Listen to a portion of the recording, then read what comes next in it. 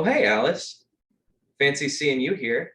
The last 2 nights, I have had dreams that I have accidentally run into an animal, um, and then gotten out of my car and eaten the animal. That is the dream I've had twice now in a row.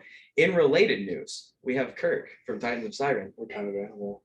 The first night it was like I think it was something small like a possum or a skunk or raccoon. The second night, I'm pretty sure it was a deer. Dang, dude. And I was telling a friend of mine about this. He's like, that's called escalation. Tonight it's gonna be a person. Dang. Yeah. I was like, oh shit. Kirk, thank you so much for being here. Thanks for having me. Kirk, you're part of Titans of Siren, along with we got Vincent, Riley, and Caleb. Yep. Yeah. You guys are fucking awesome. Thank you. And Alice, you can catch them the 24th, June 24th at Dark Matter with Scarlet Magnum and Silent Monolith. And then you can also catch them 26th at the Cobra with Drifters and Velocore, Neighborhood Folklore, and Peverall. So yeah, don't be late. I'll know if you're not there because I'll be there. So you've had your warning. What's the weirdest dream you've had? Oh, the weirdest dream I've had. I had some time travel ones. Nothing too crazy. I mean, like we've all had like nightmares and stuff, but the one that always sticks out to me is that I went to this school in middle school where like you had the middle school here and the elementary school over there, and it's all on this like huge property, right? And growing up, I would play, dodgeball in gym class or whatever. And I remember having this dream where somehow there was like an all out like battle between not even schools, but just like classes. And like it was essentially like a Lord of the Rings war with dodgeball. It was nuts, man. Like you could, I mean, it's a dream, right? So you could like chuck it hundreds of yards and it would like land and people would get hit. And like there wasn't like, it was all like comical, right? But yeah, that's always the one that awesome. Sticks out in my brain. Yeah, it was a really fun one. It wasn't like super messed up or anything. Yeah. But yeah. Dreams are crazy. Makes me wonder like what that is, And I feel like that's something like even nowadays we haven't really fully grasped. Like we kind of have an idea what it does to the brain a little bit, but yeah, well, like I've always understood it as being like basically like subliminal or subconscious thoughts, like in your conscious mind trying to make sense of them. Like, have you ever done a dream journal? I have. Have you? A little bit. Okay, so I've never done one, but does it like work? Are you able to control your dreams then? Or? That's actually really interesting. You asked me. I have a good story about that. Okay. I had never lucid dreamed before, and I was trying to. So that was what I was told. The first thing to do is get a dream journal. It took me like a few days, but the trick, the whole idea is that you're aware that in the morning the first thing you're going to do is write it down. So like when you're dreaming, you're trying to remember, right? So it's like so the other thing, I was reading a book by Phil Hines called Live Renewal and Psychonaut, which has a chapter in there about lucid dreaming. And one of the things he was talking about is picking a focus, like pick something you want to manifest into your dream. And so I chose a black cat as my focus. Interesting. And I didn't make a black cat appear, but I did lucid dream. I was in this big mansion, and there was some commotion upstairs, and I went to where the room was, where the sound was happening, and I opened the door, and there was a bit. Have you ever seen Eyes Wide Shut? I know it's like infamous, but there's like a big orgy happening with people in masks. Yeah. And when I open the door, everyone turns and looks at me, and I'm very much aware that like I'm not supposed to be here. Yeah. And I immediately start running. And then some dude like grabs a shotgun and like chases me out of the house. And then I'm up against like a picket fence. And he's like I'm about to die. And like something clicks where it's like, oh, I'm dreaming right now. Okay. And I was like, hey, wait a minute. I was asleep. So I like force pushed him and he like went flying. Mhm. And then I was like, okay, this is cool. So I immediately started flying and like I remember the leaves rustling by me and like the wind. I remember how that felt. It was very real. Like even though I knew I was dreaming, it's like I had completely convinced myself of this reality I was in. And then it started to dissipate because I was aware I was awake and I couldn't like sustain it. But the next day, a black cat in reality came up to our house and we ended up taking it in. Yeah. So I didn't make it show up in my dream, but I made it show up in real life. That story gets crazier. I was building a giant cross for an art project I was working on. Nice. Me and my girlfriend at the time, we were gonna do we did this female Christ thing where she like got on the cross. And so I had built this giant 8-foot cross and I dug a hole to bury it. This cat we got, it was really sick. Like we figured out later it just wandered up to the house because it was dying and it was like looking for people. Yeah. So we took it in and the next day we were like, oh, this cat's really sick. Yeah. So we took it to the vet and they were like, yeah, he's not doing good. So you need to put him down. So we put him down and we took him home and I realized I had been digging a grave that I didn't know I was digging a grave, but I was. Yeah. So that cat has an 8-foot headstone. Oh. Yeah. We didn't even get a chance to name him, but no, it's just funny you should ask me about lucid dreaming. That's my lucid dreaming story. Yeah, do you have any? No, honestly, not really. It's funny. So when I was younger and the first Tobey Maguire Spider-Man movie came out with Green Goblin, I can't remember how old I was. I can't remember what year it was, but you know, I was young enough, right? To where Green Goblin gave me nightmares. Willem Dafoe, I should say. He's a fucking yeah, he kills it. Yeah, he's an awesome actor, and it was just horrifying to me as this, you know, kid who thought he could handle it, and I couldn't. Right there with you, man. I was young too. Yeah, and so I do remember having this dream where I was being chased. I was in like a Six Flags theme park, and I was being chased by Green Goblin on his glider, and of course you can't outrun him, and so he's like catching me, and finally he catches me, and we just have this like dialogue, right? There's no fight or he doesn't try to hurt me, but I keep telling myself like I have to be dreaming, and I remember like him saying like you're not dreaming. It was weird creepy voice, but dodged a bullet there because that was not real. So yeah, that one stuck with me for a bit. So that was kind of a lucid dream, but you just didn't have control of it. Yeah. I mean, I was trying to convince myself that I was dreaming. Obviously, had I known, there wouldn't have been. Oh, fair enough. Okay, yeah. So you did. That's fair. Yeah. So if you had known, then it wouldn't. Yeah, I got you. Yeah. So it's like that, huh? So there's something to do with fear there, and like that's interesting. Yeah. So people that are smarter than us will figure something out with that, like this connection with fear and dreams. Yeah. Analyze my subconscious. So there's a question that has like something I've been trying to figure out for a long time, and I would like your perspective on it. So if you were going to hypothetically use a Ouija board, and you hypothetically were like, you know, convinced that was going to work, what questions would you have if you could ask anything? I would want to know if it's evil.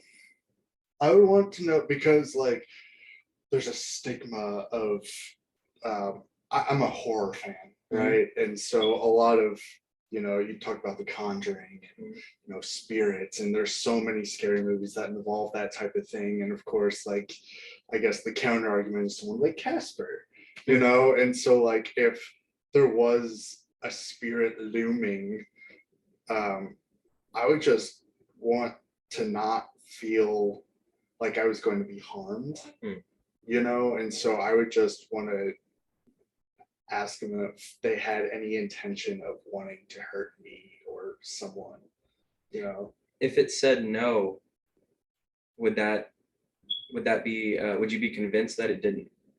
Yeah. You'd be like, okay, I trust you. Yeah, Fair enough.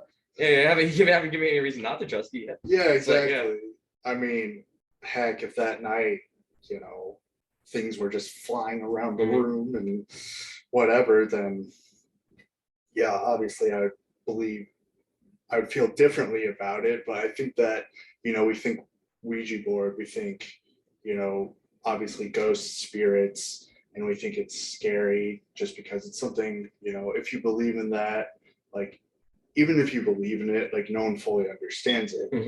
And so there's that fear of the unknown, or like I said before, there's the fear of it wanting to hurt you, or them wanting to hurt you, or whatever. And so that would be like the immediate, am I in danger? No. Okay. Do you have any other any other questions come to mind? Not really. I mean, from there, if it was just, it would just be general questions out of curiosity. Who are you? When did you live? What's the afterlife like? Yeah. Just general things. Yeah. Like that's I think that's really interesting answer, because all your questions are personalized, like trying to figure out about that thing specifically. Yeah. Maybe because that's something I've struggled with, is trying to look for the right questions, and I feel like maybe I'm looking too big, because I'm looking at like universal truths, like what kind of knowledge can I get from this? And it's like maybe something, maybe the things not all the things I feel like I'm interacting with are that level of knowledge. Maybe a personalized question would be a better approach to it. Yeah. And you mentioned like things flying around the room, and that's a really interesting thing too, because I am a firm believer in spirits, but I believe I've had many interactions with them, and I say that because I always think it's healthy to keep in the back of your mind, like but no one really knows what's happening. So I think for my sanity, I like to keep in mind that I might be insane, if that makes sense. Fair. Yeah, no, that makes perfect sense. Yeah, so I always keep that caveat in there, but I'm a pretty firm believer in the spirit world. But in all my interactions, I've never seen poltergeist activity, like something levitate or so, and I don't, anyone who wants to come on the podcast and talk about poltergeist activity, I'd love to hear your stories. But I think it's my belief that these things can't interact with the world in a physical way, because every time I've interacted with one of these things, they're like very enthusiastic to like I've experienced like partial bodily possession. And when I say that, I mean like dual control. Oh, wow. Like in the sense of like something can like use my hands, but I can stop it. Yeah. So and it's usually very excited to have that kind of connection, to be able to. So I don't think they can normally interact physically with the world. So if that makes sense. Yeah. No, that does make sense. So have you like messed with the Ouija board? You have? That's a dial board up there. Right there. You can't see it. Oh, she's seen it. But so then my question is, so you're saying that spirits can't interact with physical objects, but they can control. So if you are speaking to a spirit, the idea is that it's controlling your hand, it's not moving the object. Exactly. Okay. Exactly. Yeah. So that gets really interesting too, because you can also make an argument that this thing you're interacting with is some part of your own subconscious. And when you have multiple people doing it, you're just collaborating on this. Because that's the thing. The conscious mind is like just this tip of the iceberg, man. Like there's the subconscious is so much deeper than like what we conceive of. Like we were just talking about the dream world, it's like so complex, and we can create realities for ourselves. So I think there's a very strong argument to say that these things just exist within the mind. Now, I think the thing that's the thing about that is I think that is that's English failing us, because I think more accurately than like real and imaginary, it's more like you have what's here and you have potential. So it's, I guess what I mean by that is like, I think imaginary friends exist. I Mhm. think they are somewhere. And if I get you and a bunch of other people on board with my imaginary friend, where it's like you guys start like Santa Claus, Mhm. it's like now we all have this bond with this thing, and Mhm. I think it exists outside of us. Okay. Um, so I guess what I mean is, I think in your mind and in the fourth dimension or whatever, that's the same thing. Because Mhm. I think so. Okay. And who knows, right? Yeah. Yeah. No, for sure. You touched on an interesting point about the subconscious and just uh, it made me think of this stat that I read where um, well, there's two. One of them is like the mind can store over like 100 terabytes of like data memories. And then the other one is that I don't know if this is true or not. There have been studies done. I can't remember if they proved it to be true, but it was the fact that your brain actually remembers like every second of your life. It's just more that we have the difficulty of like basically organizing those file cabinets where those memories exist to be able to like regurgitate, for lack of a better word, that memory. That makes total sense to me, because like I've, like, tell me if you can relate to this, but I've definitely had like memories that just seemingly came out of nowhere. It's like, I don't know, I wasn't trying to recall that, but it's just something like this comes to you and you're like, whoa, I haven't thought about that in years. Yeah. And it's like, where it's just floating around in there. And like sometimes I guess the electrons just hit a certain way and then this triggers that. Yeah. Exactly. Yeah. It could also be something like external Sure. or like Yeah. a smell or anything. That's probably a lot more likely the case a lot of the time, is something bringing that to your mind. Yeah. Yep. So what are, like, growing up, what were a lot of your early musical and non-musical inspirations?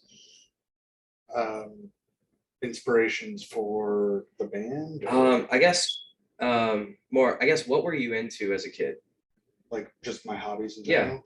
And I guess what pieces of like art, like music and video games, TV shows, things like that. I was pretty normal, man. I mean, normal is relative, of course, but I don't know. It's just like if we're talking grade school, I loved art, I loved painting. My parents were diehard Chicago Bulls fans, and so I'm to this day a huge Michael Jordan fan. We'd watch sports together. I loved Legos. Um, my parents were always convinced I'd be an engineer, because I'd like to, do things hands on. I'd like to build things, just kind of have that creative mind, which I like to think comes through when I play music now or compose or whatever. And yeah, just sadly, well, not sadly, but I did watch a lot of like cartoons growing up as well. So like a lot of Nickelodeon, a lot of Disney. Um, I could quote way too much SpongeBob. Hell yeah. So, SpongeBob was the shit, dude. yeah. SpongeBob is like, those jokes hit so good because they're like, that show's like written for adults, but they like don't like censor it, Yeah. Well, so it was funny because I was having this conversation with my brother and something SpongeBob related came up. And I was telling him, I was like, I think SpongeBob has the best original soundtrack of any TV show of all time. And it's not discussed a lot because you have like the best time to wear a striped sweater, and then like the ripped his pants and like when Big Larry came just to exactly, man. Hell And yeah. then, like the Texas song, I wanna go home, and then like you just have hit after hit, and like that show, it really just it was my favorite show growing up, and still one of my favorites like to this day. Oh yeah. I just have a fondness for its quirkiness and just sense of humor, and SpongeBob's the fucking best. I know it, man. It's awesome. But yeah, so like um lots of just normal childhood upbringing. And then, the older I got, when I, hit 10, well, even before that, I was always an athlete. And so like I would play soccer was always my primary sport. And then I got into like baseball and basketball. I was a year-round athlete as a kid. And then my music, my musical influences, especially for rock, really started to like hit when I became an angsty teenager. I fell in love with, at first it was like emo, I guess. So it was like Simple Plan and Sum 41 and Good Charlotte. Good Charlotte was big for me. Yeah, like my parents don't understand. But then like as I matured, so did my musical taste. So like then I got into like heavier metal, so like Metallica and stuff like that. But then I also love Foo Fighters and kind of got an understanding for like composition and just like deeper lyrics rather than just like welcome to my life. But yeah, and then in terms of like my musical background outside of the influences, I started out playing piano because my mom always wanted my brother and I to learn an instrument growing up, because reading music is like learning a different language, and study after study shows it's like great for, a child and brain development. Yeah. Which,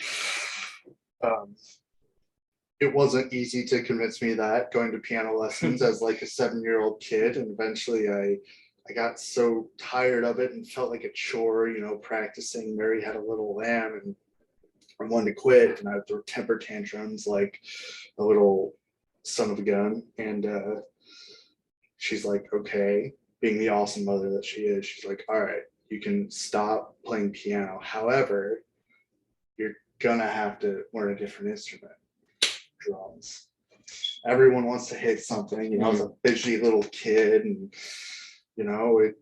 it was funny because that's every parent's worst nightmare. I want to be a drummer, and you bring home your first snare drum and it is loud as heck. My neighbors could hear it, and so could tell my parents were probably like, please God, just let this be a phase, but here we are. It wasn't. It was not. Yeah, we didn't even mention Soltour. You play drums in a band called Soltour. Yeah, I played drums in Soltour, yeah. Yeah, they're also amazing.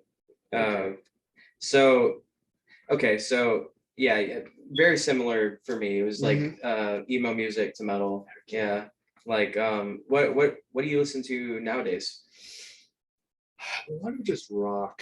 And I know that sound like, look, I'd love to come in here and be like, I listen to everything. I'm inspired by all types of stuff. Well, I mean, everyone listens to everything, Yeah. Yeah. But it's just I tend to, I don't know, I'm still a hard rock guy. I swear my musical taste is stuck in the 90s. So I listen to grunge and alternative from the 90s and things like that. Unfortunately, whether it's just me getting older or whatever, I haven't really been able to relate to lots of modern rock, especially when it's mainstream nowadays. I think a lot of it's watered down awfulness, but I don't know. I think a lot of like lighter rock is cool. There's some amazing musicians out there. I love like King Gizzard. They're awesome. Man, I was just talking to someone about this last night. Yeah, dude. Those are nuts. Yeah, no, I need to. I've been sleeping on King Gizzard. I gotta check them out. They're sick, man. Well, it's like always cool to find bands that like do it for the right reasons, right? And they're like musically talented, but like going back to King Gizzard, they'll release like 3 records in a year. Really? Yeah, and all of them like, you can say that this one wasn't as great and this one was better, but like none of them are bad. You can tell that they're like working their rear ends off to like try to make the best like record that they can and come up with different ideas and try to keep it fresh and interesting. I think that's really cool. So. Yeah. That so like not to like dig into it too much, but what 90s bands like do you still stick with nowadays? These guys Hum. Yeah, they're familiar.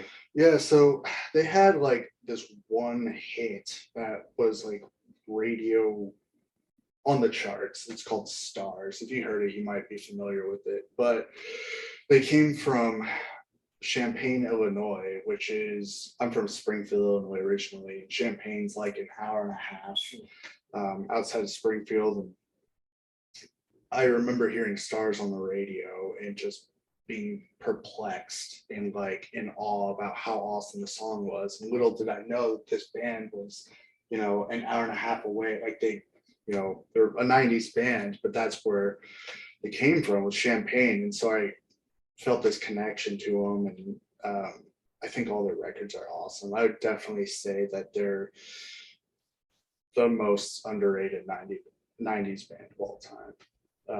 Well, I guess of the 90s.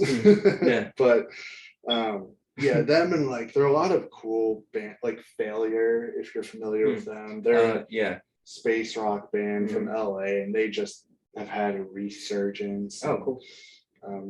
Yeah, just there's a lot of, at least to my ear, a lot of overlooked like hard rock from the 90s that just never made it mainstream, even though like it deserved to. But it's kind of what you get when you're, you know, you look at 1994 and like 5 of the best records of all time came out in 1994. So when you have just this kind of like saturation of awesome music, like things are always going to get overlooked. Sure. Yeah, for sure.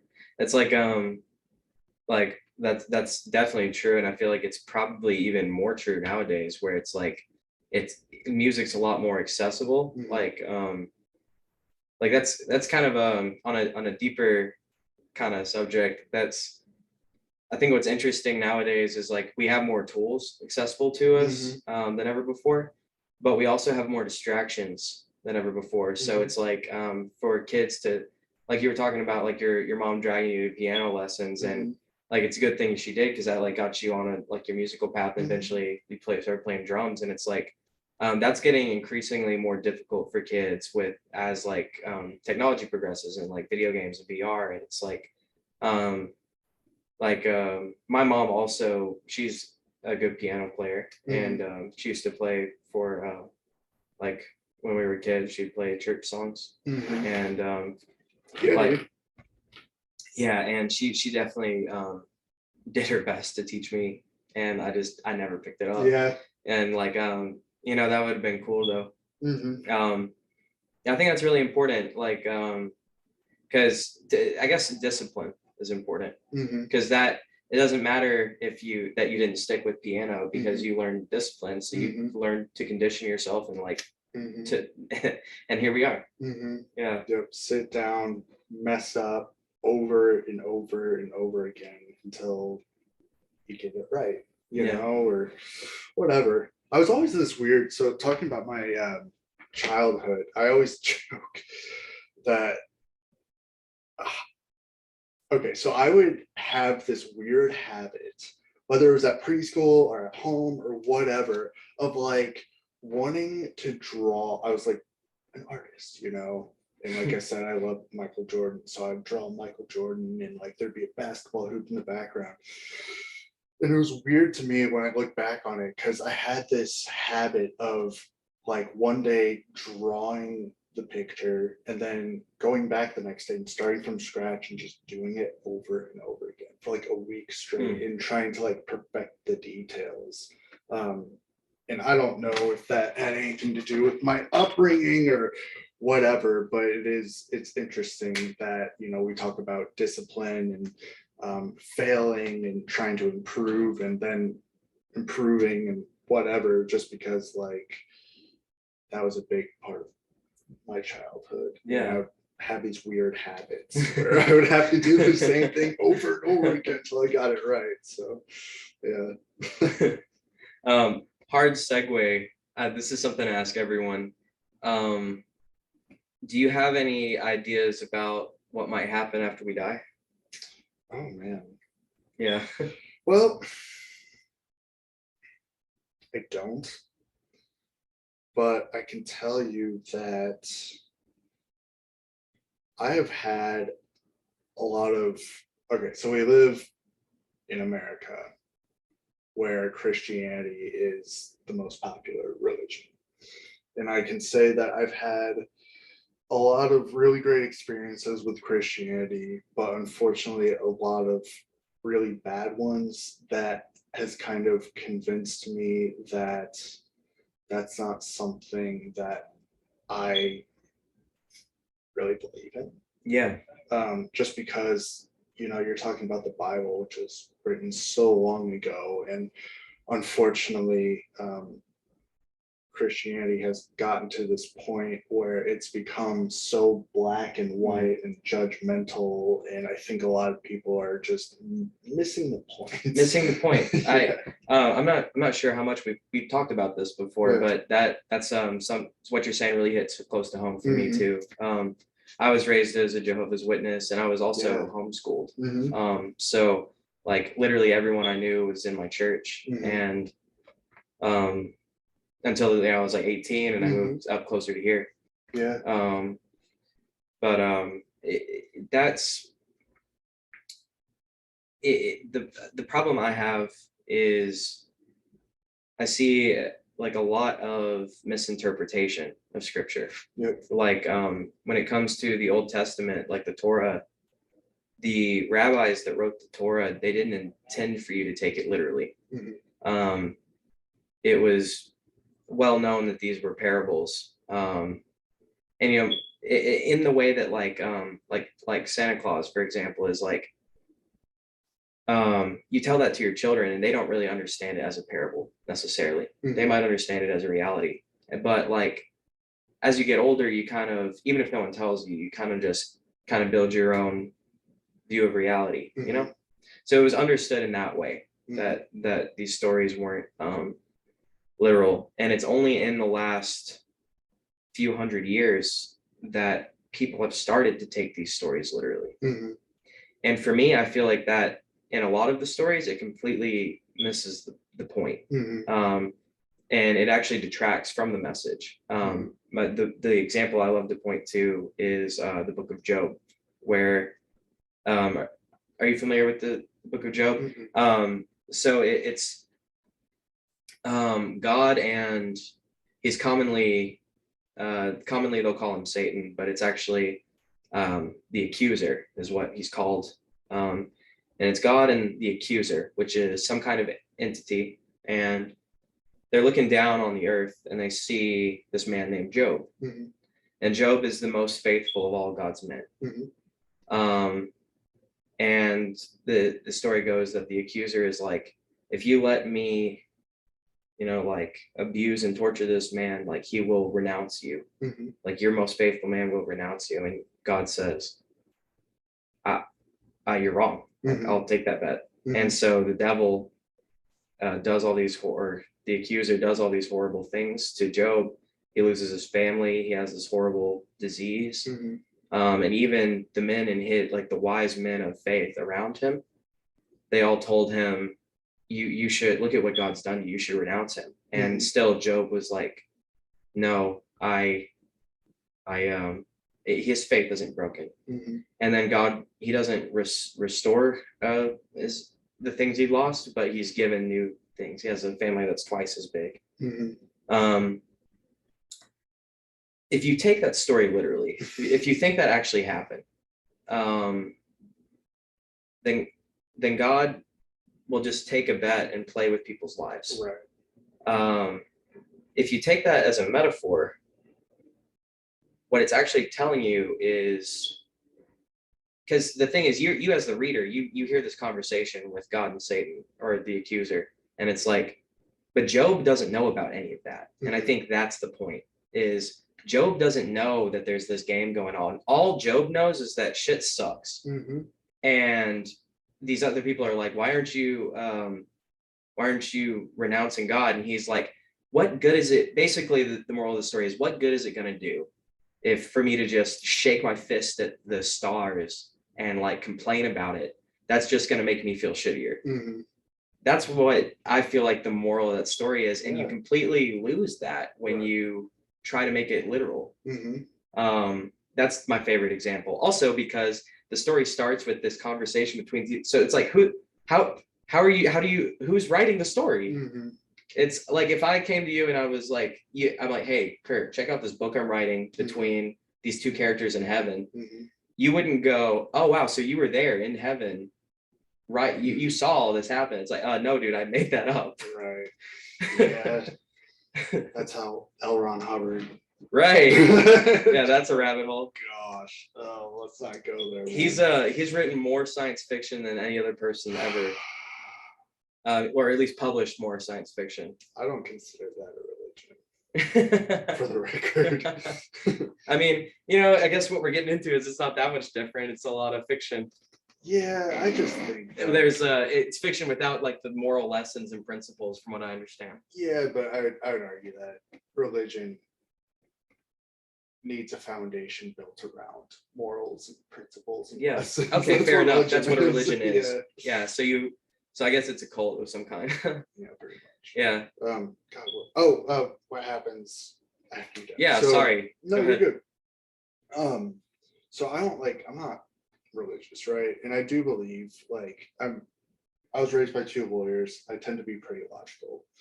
And so, we know that there are billions upon billions of galaxies, which is just an unfathomable number. And so I find it hard to believe that we're alone in the entire universe, right? All that being said, I don't really believe in any religion here.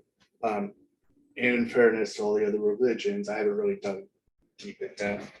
So honestly, the most logical answer I could give you is that I feel like when I die, I will probably be born as someone else on the other side of the world. Sure. Because this is gonna sound kind of trippy, but it's what makes me me. It's yeah, you have your brain, your conscious, subconscious, I'm in control of my body.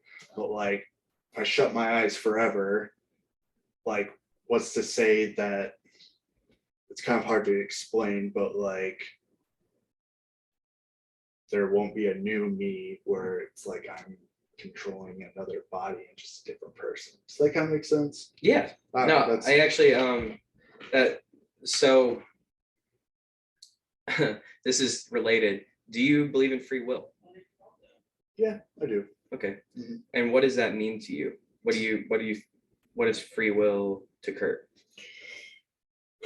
Just being able to do what I want and making conscious decisions that I please.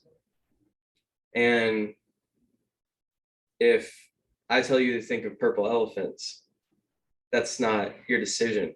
So if I were to do that without you knowing that if I made you think of purple elephants somehow by there's this sleight of hand magician I like, where he's like, okay, I want you to think of a shape. And you're like, okay, and it's you're thinking of a triangle now. So it's that's it's called inception. And so it's putting an idea in someone's head without them knowing that you did that. At that point, that's outside of your control, right? Of course. So you didn't have a choice in thinking that. Yeah. So on a broader scale, we're constantly bombarded with advertisements. Of course. It's decisions what kind of career path you want to go down, and what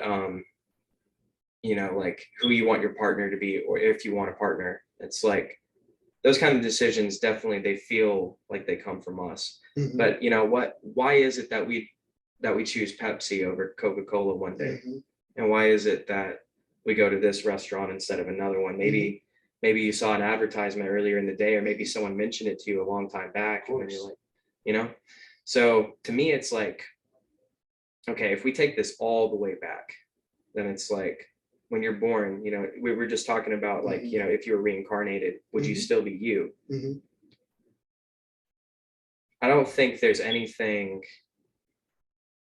Okay, let me take a step even further back. Sorry, this is a bit of a tangent. No, but I think I think we are all literally the same person. Okay. I think you and I are actually like this, the soul that drives me is the exact same as what drives you. Like, and we can call, so like, I'm going to call that God for argument's sake. Okay. You have God, and what he does is he makes all these people, and then he inhabits all of them. Okay. And then what makes us different is like, your genetics, what your parents bring to the equation, and then also things you go through, like things you experience. Yeah. And so to me, it's like at that point, if there's nothing unique or intrinsic about me, do I really have free will? Is it, because every decision I'm going to make is either from someone, something around me making me make that decision, or chemical balance. Because yeah, I do think that there are certain variables that like you can't necessarily calculate though. And like I get what you're saying. So it's like if I were to be like, screw this, I'm moving to Brazil, right? And I did that. The argument is that there was something, either my experience or just like some type of subliminal thing that like essentially convinced me to do that, right? Which makes sense, but I just don't think that, I don't know. I just don't think that humans are that easily manipulated. I think a lot of them choose to be. I was thinking about this today. Like if I open up my phone, it's like I literally have like Instagram things, right? So now like I'm essentially what's the word? Not controlled, conditioned conditions to sure. like check my phone. Yeah. Right? And Oh like, yeah. social media companies have been just been so obvious about that. Right. But in terms of like just everyday stuff and even some major things, I just don't think that like we're predestined to do everything that we end up doing. Does that make sense? Okay. Yeah. Sure. And what's interesting is even if what I'm saying was true, we would have to pretend that that's not true. Like how would you function if you thought like, okay, everything I do is not actually my decision? Yeah, like that doesn't work. So even if that was true, you have to pretend that it's not true, basically. Yeah. Well, then my other question to you is like, what happens when you're like, so you're saying that essentially humans are like, essentially now we're kind of living in a place where we are controlled. So like, how would you compare that to living in like North Korea? Where they're Definitely more so. Sure. Yeah. Well, I mean, well, I guess philosophically what I'm saying is there wouldn't be a way to make decisions in the way I'm describing it. So it's not what we would freedom get, like there's different definitions of freedom, I guess. And if we're talking about determinism, there is no such thing as freedom. So no one would be more free no matter where they were living, what conditions they were in, if that makes sense. Yeah. But obviously, here in a first world country, we are far more, in that sense of the word, far more free and have more freedom over our autonomy than someone in North Korea. That's actually another topic I find extremely interesting is North Korea, because there is this her, I always forget her name. I think it's Yeonmi Park. I think she was if I might be getting her name wrong, but she was a defector from North Korea. She escaped, and like listening to her talk about it, like always brings me to tears. Yeah. And something she talks about all the time is she went from North Korea to China to South Korea to Canada, and like she's in Canada, and one of her professors, she gives this allegory of one of her professors is teaching her that, or teaching a class that when a man opens a door for you, that is him asserting his dominance over you. And she's like, well, That's not true because I opened the door for old ladies. Mm-hmm. She's like, it's a kind gesture. Yeah. And it's like, no, that is a systematic oppression. And she's like, basically, the first book she ever read when she got out, first book she ever read, period, was Animal Farm, ironically. Yeah. So she sees, basically what I'm getting at, she is concerned that everywhere is going to end up like North Korea. Mm. Like that's where we're headed. It's a weird thing to get worked up about. Just someone holding the door open. It is. Yeah. You know, and you know, that might actually be, you know, I'm sure there are some maniacs that think that way. Yeah. That's like, there's probably a handful of maniacs that feel that way, Yeah. sure. Yeah. But that is not representative of a whole society. Right. I think for the most part, and this, you know, this would be an interesting conversation to get into too. I think for the most part, people want good for Mhm. other people. Now, evil exists. Mhm. I have no doubt in my mind that there are evil people, but they are very rare. Mhm. I think most people want what's best, but we have different ideas about how to get there. I agree completely, man. And I like that you said that just because, like, even then, so obviously, like you said, people are going to argue that that's not the case. But you look at like biology, and there's a reason why, you know, dopamine fires in your brain when you help someone or you make them feel good or you compliment them or like vice versa. And it's like, obviously, we know that like the physiological effects that dopamine can have on the body essentially like makes you happier and healthier, right? And so like the fact that humans tend to be hardwired in that way makes me agree that Yeah. like, you know, we are essentially meant to be good. Yeah. You know. No, I think it's and this, yeah, I was just we just had Sheedinist on the podcast a few weeks ago, Mhm. and me and Jasmine were talking about I think, and she kind of her and Neef, my producer that's usually on, they were kind of disagreeing with me. So interesting to see what you think about this. I think morality and intelligence are tied together, and not entirely, because there's obviously brilliant people Mhm. that are evil. There's geniuses that are evil. Yeah. But my point is, they would be smarter if they were also good. And what I say that because if you hurt someone, you really don't understand what you're doing. You don't. I mean, you might to some degree, but you don't understand the ramifications entirely. If you hurt someone, you might think it ends there, but it doesn't. That's a whole chain of events, right? It ripples on forever. Like, you know, like perfect example is that, you know, it's a horrible thing, but like people that are abused, they'll sometimes end up, like as kids, they'll end up doing Like that the to whole kids. like horrible Kevin Spacey thing. Yeah, Mhm. yeah, exactly. And it's like, when you perpetuate that kind of evil, you don't understand what you're doing. You can't. You Mhm. can't. And the same is true of anything good you do. You don't Mhm. have no idea how much that's going to help someone's day Mhm. just by smiling to them. Mhm. It might change their whole life. You have no Mhm. idea. So that, I mean, that is equally true. But to do evil to someone is foolish. It's not only wrong, it's stupid, Mhm. because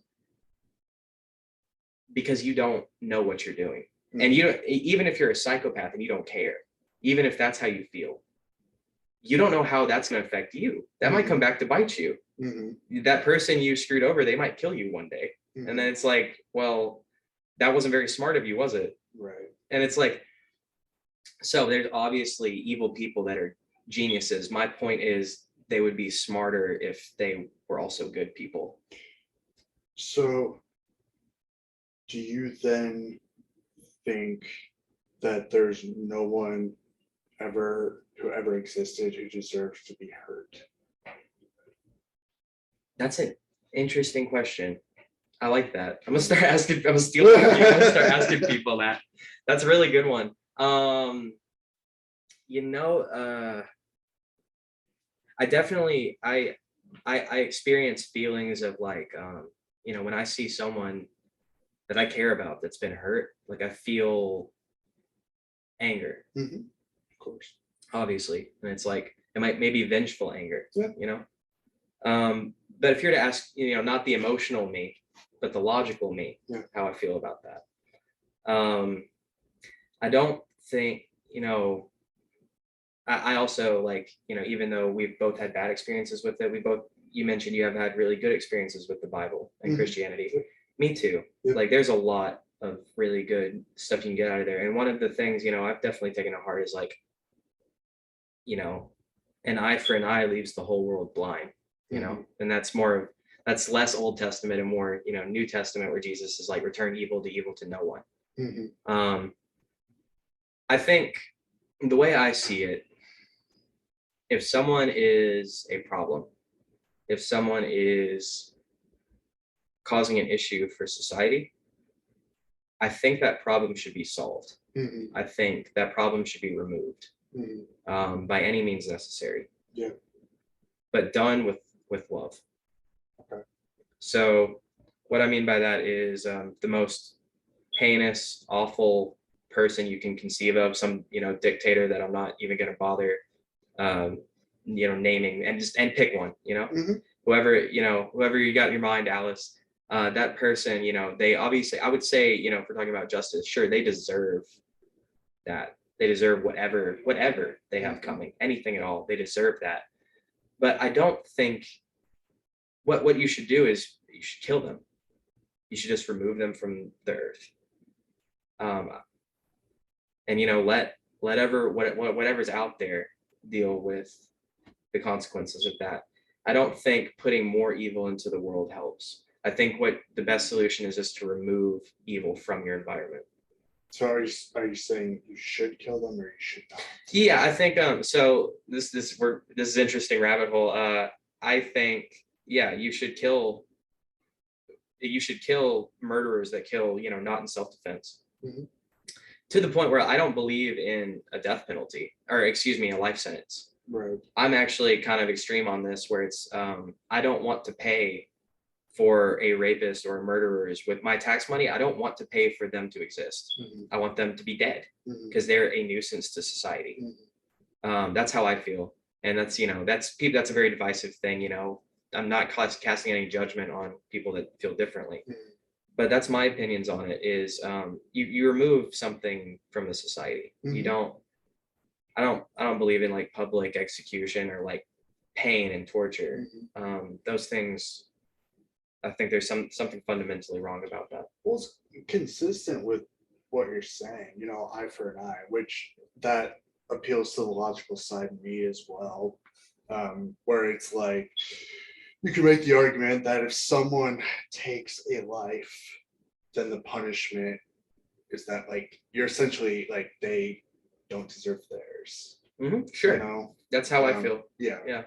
And so like to get more specific, a lot of rapists should be killed. They should just be outright killed. But a lot, in some cases, maybe the solution is just castrate them so they can't do that again.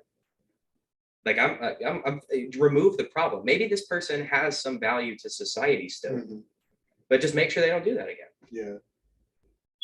Like that's how I feel about it. No, it makes sense. It does. Get rid of the problem. Just get rid of the problem. And I don't think it has to be any more than that. Even though there's something about us as people that maybe wants like justice. It's like, I wants to see. It's something fucked up. I'm actually coming to terms with myself. I like to see evil punished. I get it. I get some kind of sick. I get off on that in some way.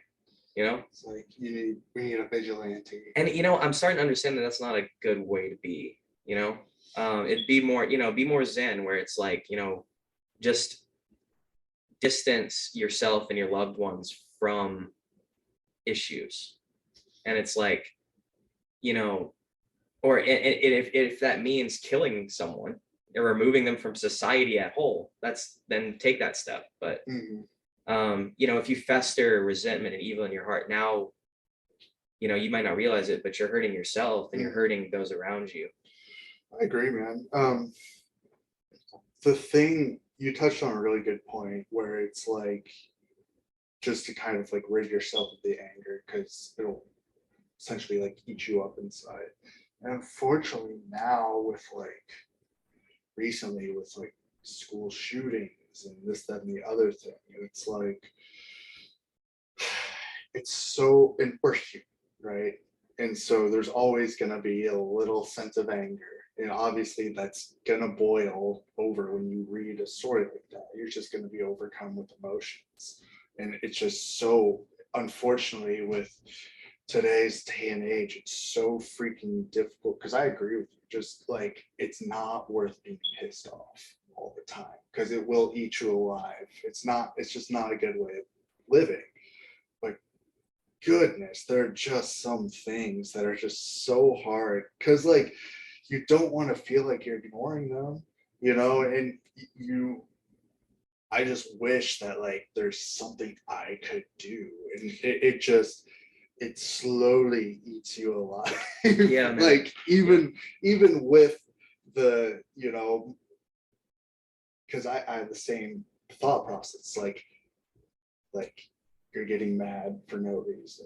But at the same time, it's just so stinking hard not to. It can be really easy to do that. Yeah, for sure, man. Are there, what do you think, what do you what do you think is the purpose of life? What is To leave for you? something for me? Sorry, I didn't mean to cut you off. Oh, no. I like this question. To improve the lives of others while I'm here and to create something for others when I'm gone. That will help. Yeah, So it's pretty simple, man. that's a really good answer. Yeah. Something I think about a lot. But because, I've been asked by folks who are very religious, like, how do you think about life and death and things like that if you don't have a faith in God, or you don't have just a religious belief, essentially? And it's like, well, let's just say for the sake of the argument that I die and it's nothing but black, right? But at least I know in that last moment that with the best of my ability, I made the world better to as much as I could, right? The best of my ability. Yeah. And then at least like I have put something out there that will be remembered and help people after I have the ability of helping them myself. And you never know what that'll do for someone. Exactly. Yeah. Yeah. Dude, like look at music, man. Yeah. It's crazy. Like, look at the Beatles. How many people, like, obviously I was born well after, well, not well after Lennon had, pretty well after Lennon had died, but just like, obviously they're not a thing. They're not still making music when I was born. And like, just the songs they've written and the bands that they've inspired that have inspired me. And it's like that times infinity for, a lot of different artists. So it's really cool. For me, it's also like a really personal thing, because like I told you, like what my upbringing when I came out of, when I was 18, like I didn't know anyone, so I went to the East Room one night, and like I just started doing that, and that became church. Yeah, there's something spiritual about it, and I can say beyond a shadow of a doubt that live music saved my life. Yeah. So what you do is really important, and you're saving lives, man. Well, thank you. It may not always feel like that, but that's we have to have that. We have to have that. Yeah.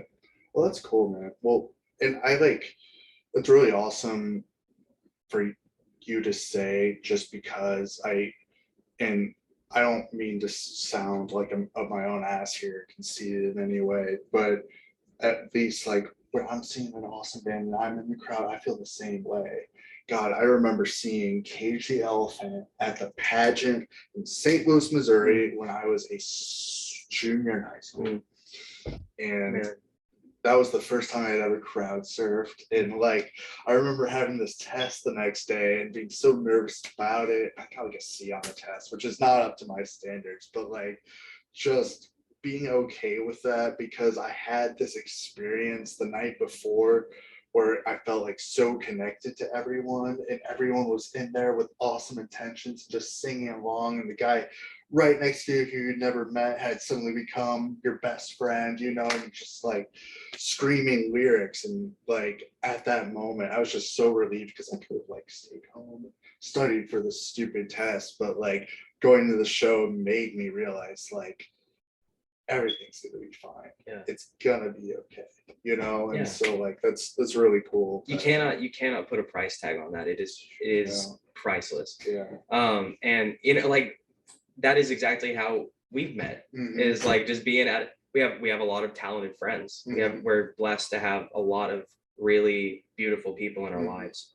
And it's like definitely like just, you know, dude next to you is like just jamming out and it's like become friends all of a sudden and now we're here. Yeah, it's crazy, man. Yeah, I'm talking about the universe. Yeah, well, and this was what's so like, okay, I know that it's like cool to bash Nashville and blah blah blah. I mean, I kind of get tired of artists who are like Nashville's lame, blah blah blah. Because the reality is that like in what other city can you go to a show and see your buddies up on stage every night and like not only that but meet in natural organic ways? Yeah. Like we talked about we were just at a Weird Sister show. Like I met them in my old garage because they played there. You know, like it's just things like that. And like that same night, I met Nick, who, you know, like formed the first band I was in Nashville. And it's like it's such an organic way of just connecting with people. And so it's all this to say that like you're absolutely right. And it's like easy for people to forget how important music is and just the type of human, just organic emotional connection it can lead to. So for sure. Yeah. I have got to use the bathroom real quick. Go I'm just for gonna it. pause it. Go for it. We're right at an hour. Do you want to go for like another 15, 20 Yeah, minutes? that's Cool. Right on. And a couple more. So on that note, are there any absolute truths that you hold in your life, like things you know to be true? I think a lot of it just falls back on my morals. Okay. So like, I don't know. I value loyalty and it's funny that I say that because I've been kicking my own rear end for not staying in touch with friends from like my college days as well as I want to. It's not like I've completely fallen out of touch with them, but loyalty's a big one. Also, never get too worked up over things. I truly do feel like things will work out in the end. Like seriously. And no matter how insurmountable things are, like it'll be okay. Or they may seem or something. But yeah, that's kind of something that at least seems to be true to me too, is that it's all gonna work out. Even if it doesn't, it's gonna work out.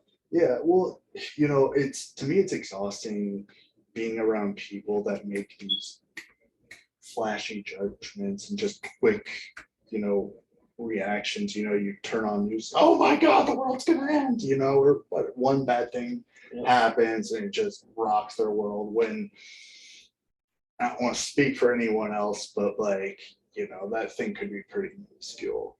And so that's why people say I'm level-headed, but that really is just the thought process that I try to live my life by. And it's funny being in a band. I was just talking to Felicia and Josh about this the other night. Yeah, shout out to Year of October. Yeah. It's funny because especially being in a band, and it's like you deal with a lot, whether that be balancing schedules and just like, needing to rehearse and this, that, and the other thing. And like one thing goes wrong and it's so easy to be like, we're screwed, Yeah. But it's just amazing how quickly things just end up working out. Yeah. You're at the Pandora's Box show. Mm-hmm. God, they didn't have a PA, and so I ended up texting Michael from Young Robot. And yeah, Michael Carter. Yeah, he actually does the theme song for this show. No way. He wrote the theme song for this. Heck yeah, that's awesome. Yeah, great, big friend of mine. I love Michael. Yeah, and we oh, and Soltour. You guys are in Soltour together too. Sorry, what were you gonna say? He's not in Soltour, but he helped promote the record. Oh, that's release. I'm sorry about that. Yeah, it's Gray in Soltour. Mhm. Who else is in Soltour? It's Gray, and then Carson, who is singing backup, and then Kevin, who's Gray's buddy from Columbus, Ohio, and then Cameron. Okay. Who is a friend of ours who works over at Eastside Music. In my defense, Michael is in every other band in Nashville except that one. It's so true. But yeah, it was funny. We found out that they didn't have a PA day of. They're like, hey, you're bringing sound, right? Yeah. And that dude saved our rear ends, and he got a bottle of gin out of it. I would have paid $200 for that bottle of gin just to thank the guy. That was awesome. Yeah. But yeah, things like that, it's just we figured it's a real community we have here. Yeah. And I also like I've been here long enough to see how it has changed. Mm-hmm. And I think that's a lot of the people that shit talk Nashville. Some of them are just hipsters that implanted here and like just do that because it's a cool thing to say. Yeah. Then there's some of them that it's like some old heads that have been here for decades, and it's like they're just pissed that it's not saying that it's completely gone, but it's they're upset because it's like to them it's not as what it used to be. Of course, I get that change is scary, and it's super saturated now, and we have multiple problems. But there's a lot to be grateful for here, though. For sure. Yeah, like I just, it's really cool that we can live in a city that's like this size, and there's literally like 15 venues I could hit up to be like, hey, can I play a show? Yeah. And then we got Murfreesboro right close by. There's Knoxville. There's shit popping off for sure. Yeah. The more the merrier. Mm-hmm. So you had mentioned that you don't think we're alone in the universe. True. My question is, do you think we've ever been visited? Do you think aliens have interacted with Earth?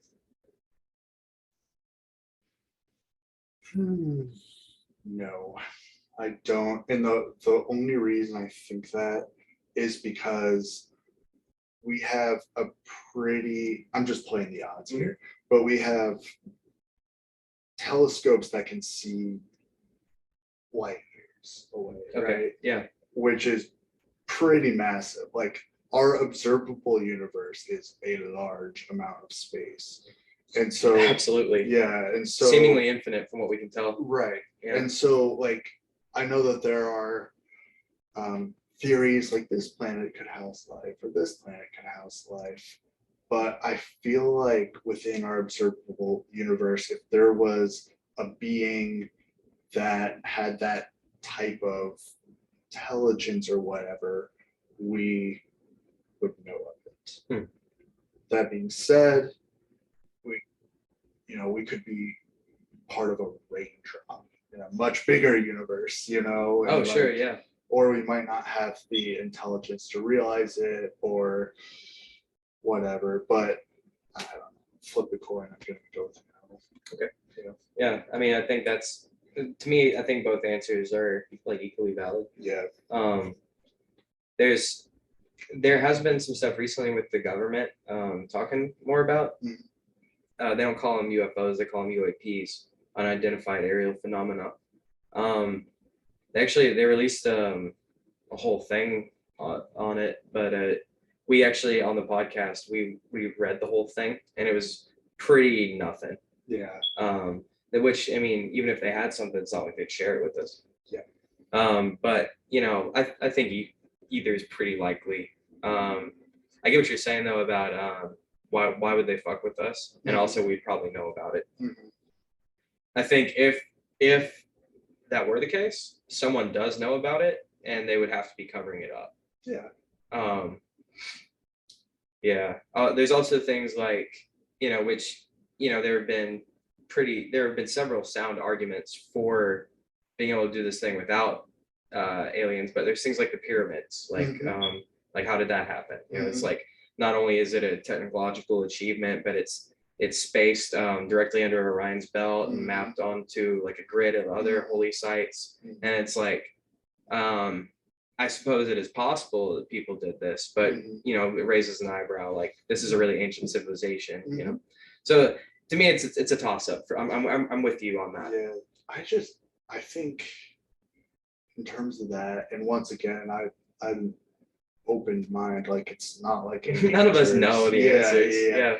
But I really do think that the human capability, like, we look at today's day and age and we automatically think that we are more intelligent now than we were back then. And of course, technology has come such a long way, and we have greater explanations for like certain phenomena around us, of course. But I do think that we underplay just the human capability, especially back then.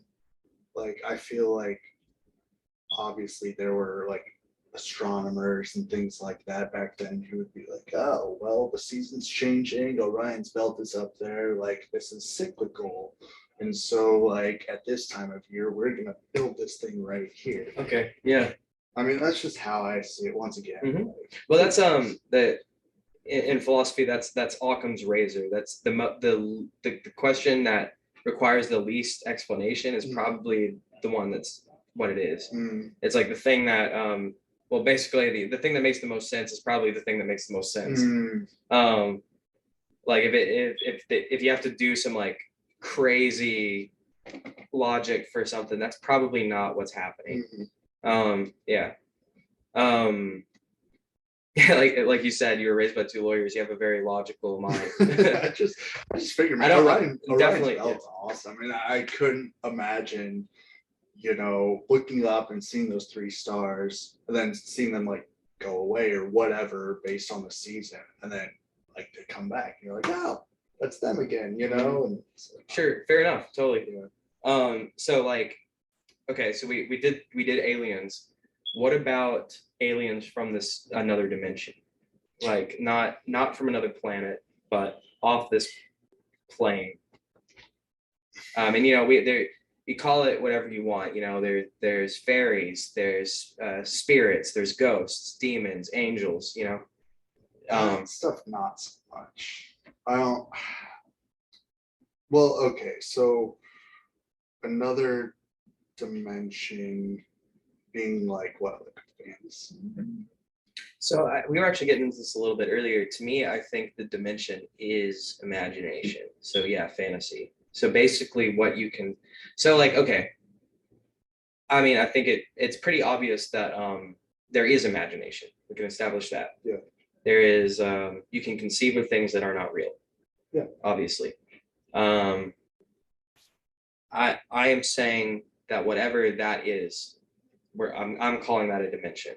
And I think we can interact with it. And I don't necessarily know what even I'm saying or what the ramifications of that are. I just think this is an area to be looked into a little bit more. I think for me, it's an unexplored territory that I want humanity to take a closer look at. How would they go about doing that? So we were talking about Ouija boards earlier. Yeah, of course. Something is going on there, and I don't know what it is, but I think it's something. It's something that fascinates me, and whenever I try really hard not to like, it's something that I'm very interested in, but I try not to be like so passionate about it when I talk to people about it that I scare them off and make them think I'm some like cult leader or something. You know what I mean? Like, so it's like, but I've had some very, very peculiar interactions. Okay. And I've probably done it over 100 times at this point with various people.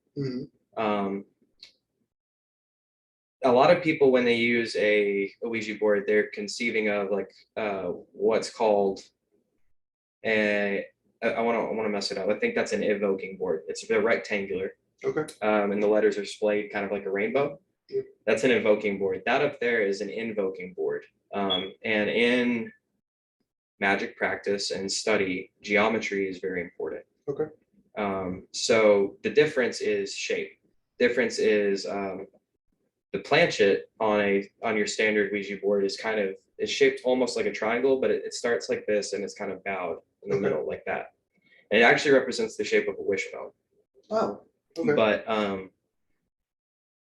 basically what the difference is with your standard evoking board, it would be like me talking to you on the phone or like through my door versus me opening the door and letting you in my house. Oh, wow. Okay. So with an invoking board, you're in the circle. It's not you're on a regular evoking like planchet, you're on the wide side, and the thing you're communicating with is on this narrow end. So it's like they can't like squeeze through that. Okay. When you have a circle, it is in the circle. And what that effectively means is it's inside of. So when you use your regular evoking board, the connection is here on the planchet, so it's contained there. Okay. Now I think it's using your body to move it around, but it can't. There's nothing it can do beyond that. The most danger, I believe, and take this with a grain of salt. Do your own investigation on these things. Don't just take my word for it. But I think basically the most danger you're in when you use a standard board like that is something frightening you or tricking you, convincing you of something that isn't, somehow convincing you to hurt yourself or something. That's about the most danger you're in with I don't think you could become like possessed or something. When you use an invoking board, the connection now goes beyond your connection to the planchet and it's sliding around. If you were to take your hand off the planchet, it's now in the circle with us. So like it's, it can move my hands around. It can move my shoulders, it can move my entire body as much as I'm willing to let it. Okay. Now, I have boundaries. I have pretty strong boundaries when it comes to spirits and how I interact with them. It's always dual control. I've interacted with mediums and done practices with people that are way more open. And that makes them better channelers than me, is like they let something completely take hold of them. And that is, I think there's more risk and more reward in that, because at that point, they can get direct messages. They can just see things in their mind. They don't have to communicate through. I think, potentially, and I haven't had a lot of bad experiences with this, and I've had many experiences with it. They've mostly been positive. I have had a couple of scary things happen. And I think there's more risk involved with something like that. So what I recommend, Alice, if you're ever doing something like that, is you have one person to channel, and then you have at least one person to mitigate and, like, first of all, communicate with the thing, but also to ensure that everything is you're in control of the situation. In my experience, emotion is how you do these things. The concept of a wand is actually this is a weapon. This is a object of power, and it's powerful because I believe it is. I'm under the impression that belief itself is power. If you have faith in something, it doesn't matter if it's God or yourself. That's real. So if I think this is something, then whatever I'm interacting with, it's like, oh wait, that might as well be a gun. as long, someone can like dip their toes in, but just, as the partner to that, be prepared to like always be in control. Spirits will, so if they are malicious, what they'll do is try to play to your fear, or trick you. Because, if they can convince you somehow that you're not in control, then you're not anymore, right? I mean, I think that's just true of people in general. You have control over what you do until you don't, until someone takes that from you. Yeah. So it's like you just always stand your ground, like this is my fucking house and that's my friend, and like I'm in charge of this situation. As long as you assert that, I haven't had I've always, like nothing bad has ever happened. Right. I also, that being said, I can't really dip my toes in as far as these other people because I have those walls up. Yeah. So it's kind of, I don't think it's something people should do alone. Yeah. I wouldn't recommend it. But I am a strong believer, obviously. Yeah. But that's my experiences with it, Yeah. and I could be completely insane. And that is important to remember for me and forever, like for just in general, when you're doing this kind of thing, one of the main principles of chaos magic is it's about utility. So it's not about theory. It goes like, instead of trying to figure out what is happening, think about what you can do, what you as an individual are capable of. And it's more about just stretching potential and trying to see what we can do. And that applies, kind of across the board. Nice. That was a long tangent. But I'm also, the reason I say all of that is I agree with you that it also might, when we're interacting with these things, it might also just be something in the mind. Yeah. So it's kind of redundant to say spirits at that point. If it's easier for people to conceive of as imaginary friends, I don't have a problem with that terminology. I think that's perfectly valid as well. But at that point, I would call every god that exists an imaginary friend. And I think they all exist. Yeah. Just not in like creator of the universe sense, more like Jesus is real, whether he was real back then or not, because people worship that. So that exists somewhere. I think that Jesus is real in that sense. Yeah. It makes me think of the South Park Imagination Land episode. Yeah. But like, I love South Park. I remember Stan brings up a good point. I think it's Stan, where it's like, whether it's real or not, there are so many fictional characters out there that have had so much of a bigger impact on this world than I ever will. Yeah. Whether it be Batman, Spider-Man, Harry Potter, it's incredible to think about. And Cartman and Kyle and Steve, Stan. Yep. And Kenny. Yeah, they're all of them have had a much bigger impact than you've had as well. Dude, those guys just, oh man, what was it? They got like $900 million. Did you hear that? What? Yeah, they signed a deal with Paramount. Matt Parker, Trey Stone. Yeah, those guys. They signed a deal with Paramount to do like 5 more seasons of South Park. Hell and yeah! Like 9 movies or something. Fuck yeah! Just something crazy. That's fucking hype. I'm excited about that. Yeah. I mean, I hope South Park never dies. It's the best. I know it. For me, it's South Park and Futurama. Those are cream of the crop. Yeah. Do you watch? Oh God, what is it? Rick and Morty. Oh fuck yeah! Do you? Yeah. I'm on the fence about it. I've seen a couple episodes here and there, and it's just like quirky. That like I love like Adult Swim and trippy cartoons. I love it. For sure. Yeah, Rick and Morty's good. There's one called Smiling Friends. There's only 1 season of it, but I really like that one. There's some YouTube animation that's really good. Have you ever heard of Meat Canyon?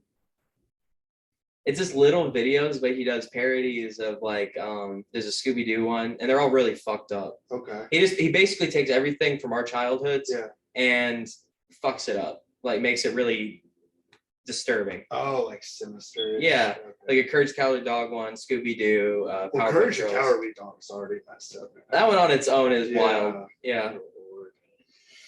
Well, Kirk, I won't take up too much of your time. I just have one more question for you. How do you think human life came to be? And what I mean is like separate from primates, because I think there's something obviously that separates us from other animals. Something, that thing would be sapiens. That thing would be the kind of intelligence of philosophy to be able to sit here and have these kind of conversations. What is it that occurred that made people that way? Man, so I suppose let me lay them out for you. It's like you got natural selection, yeah, or some kind of missing link, basically, and then that's a whole slew of things.